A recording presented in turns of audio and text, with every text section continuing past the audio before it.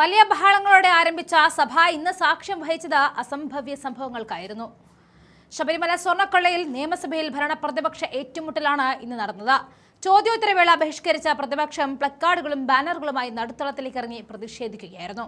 പിന്നാലെ സ്പീക്കറുടെ ചേംബറിൽ കയറാൻ പ്രതിപക്ഷ നേതാക്കളുടെ ശ്രമം നടക്കുകയായിരുന്നു. അൻവർ സാദത്ത് MLA ആണ് സ്പീക്കറുടെ ചേംബറിൽ കയറാൻ ശ്രമിച്ചത്. പ്രതിഷേധിച്ച വാച്ച് ആൻഡ് വാർഡ് പ്രതിപക്ഷ അംഗങ്ങളെ തടയുകയായിരുന്നു.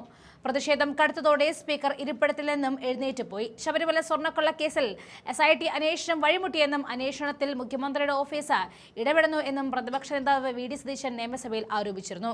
ബാനർ താഴ്ത്തണമെന്നുമില്ലെങ്കിൽ പിടിച്ചുമാറ്റുമെന്നും സ്പീക്കർ AN ഷംസീർ മുന്നറിയിപ്പ് നൽകിയതാണ്. വിഷയദാരിദ്ര്യം കാരണം പ്രതിപക്ഷത്തിന് ഒരു അടിയന്തര പ്രമേയം പോലുമില്ല എന്നായിരുന്നു മന്ത്രി MB രാജേഷിന്റെ മറുപടി. നടുത്തളത്തിന് തൊട്ടരികെ എത്തിയ പ്രതിപക്ഷത്തിനെതിരെ ഭരണപക്ഷം മുദ്രാവാക്യം വിളിക്കുകയായിരുന്നു. പ്രതിപക്ഷ പ്രതിഷേധം തുടരുന്നതിനിടയിൽ സംസാരിച്ച V ശിവൻകുട്ടിയുടെ പ്രസംഗത്തെ തടസ്സപ്പെടുത്തുന്ന വിധം സഭ കലുഷിതമായിരുന്നു. സ്പീക്കറിന്റെ ഡയസിന് മുകളിലേക്ക് അൻവർ സാദത്ത് MLA ചാടിക്കയറിയതിനെ തുടർന്ന് സ്പീക്കർ എഴുന്നേറ്റ് പോകുന്നത് നമുക്ക് സഭയിൽ കാണാമായിരുന്നു. നമുക്ക് ആ ദൃശ്യങ്ങളിലേക്ക് പോകാം.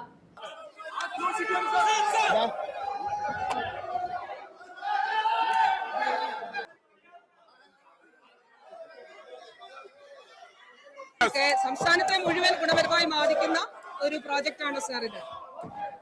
ശ്രീ 95 ശ്രീമതി ശൈല ടീച്ചർ ചുമതലപ്പെടുത്തിയ പ്രകാരം പ്രതിഭ ബഹുമാനപ്പെട്ട പൊതുവിദ്യാഭ്യാസം തൊഴിൽ വകുപ്പ് മന്ത്രി.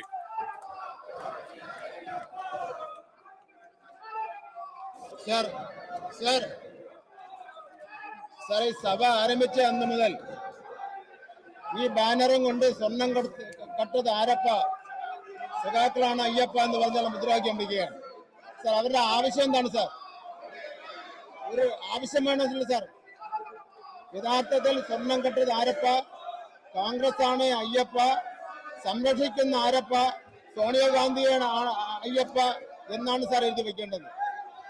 സാർ ഈ സംസ്ഥാനത്ത് ബഹുമാനപ്പെട്ട ഹൈക്കോടതിയുടെ കൂടി നിർദ്ദേശത്തിന്റെ അടിസ്ഥാനത്തിലാണ് സാർ പ്രത്യേക അന്വേഷണ സംഘം വളരെ ഗൗരവമായി തന്നെ കാര്യം അന്വേഷിച്ചുകൊണ്ടിരിക്കുന്നത്. കഴിഞ്ഞ ഒരാഴ്ചക്കാലമായി നടത്തിയ സമരത്തിന് ഒരു പ്രാധാന്യവും മാധ്യമങ്ങളിൽ കിട്ടുന്നില്ല എന്നുള്ളത് കണ്ടുകൊണ്ടാണ് ഈ ക്വസ്റ്റ്യൻ അവറിൽ ഈ സമരവുമായി രംഗത്ത് വന്നിരിക്കുന്നത്. സാർ ഞാനിപ്പോ നോക്കിക്കൊണ്ടിരിക്കുകയാണ്, ബഹുമാനപ്പെട്ട പ്രതിപക്ഷ നേതാവ് അതിൽപ്പെട്ട MLA-മാരെ വിളിച്ച് ക്ലാസ് കൊടുക്കുന്നുണ്ടായിരുന്നു. മുകളിലോട്ട് കയറി സ്പീക്കർ അടുത്തേക്ക് പോകാൻ വേണ്ടിയുള്ള ക്ലാസ് നിർദ്ദേശമാണ് കൊടുത്തിരിക്കുന്നത്.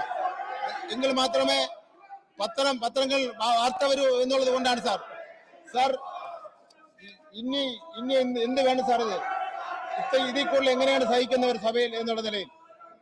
മുഖ്യമന്ത്രി ഓഫീസിന് നേരെ ചീത്തവിളി, മുഖ്യമന്ത്രിക്കെതിരെ ആക്ഷേപം ഉന്നയിക്കൽ, സ്പീക്കറെ ആക്രമിക്കാൻ ശ്രമിക്കൽ. സാർ എന്താണ് ഇത് നടന്നുകൊണ്ടിരിക്കുന്നത്?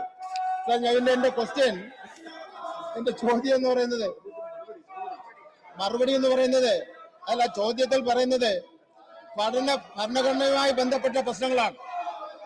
സാർ ഭരണഘടനയുമായി ബന്ധപ്പെട്ട പ്രശ്നങ്ങളാണ് ചോദ്യത്തിൽ പറഞ്ഞിരിക്കുന്നത്.